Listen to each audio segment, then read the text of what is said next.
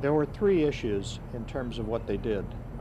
First, they completely failed to set up a healthcare system to take care of the detainees, to provide monthly medical checks, check for tuberculosis, and so on.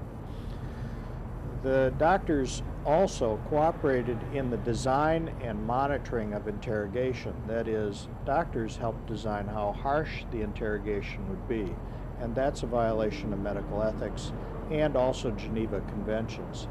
And third, they wrote false medical reports and death certificates to conceal abuse-related injuries and deaths.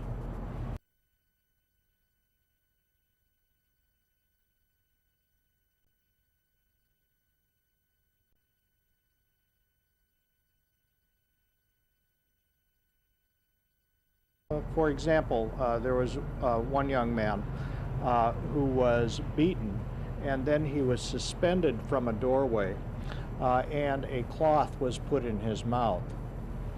He was soon found dead, and the death certificate was written to list heart attack in a 22-year-old.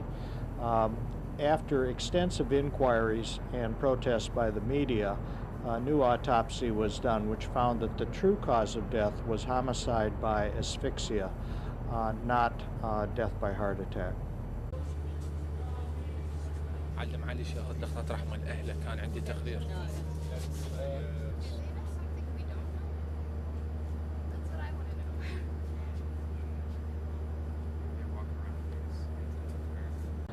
The real problem, though, is that the moral boundaries between being a soldier and being a medical professional became blurred.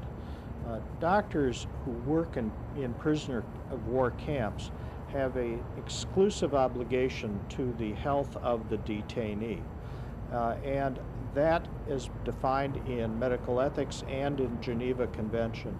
And it is that exclusive obligation that became lost to these doctors.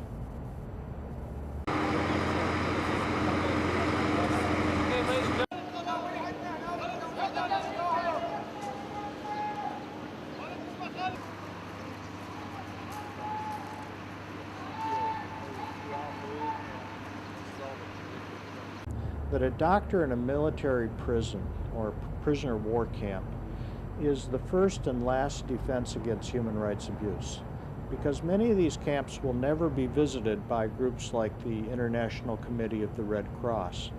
And so it is very important that the doctors take seriously their independent stature to make sure that human rights abuses do not occur and to report them so that they can be stopped. From the prisoner's side, if the doctor is silent or actively complicit in abuses, it tells the prisoner that you are completely beyond human concern, that you are completely lost.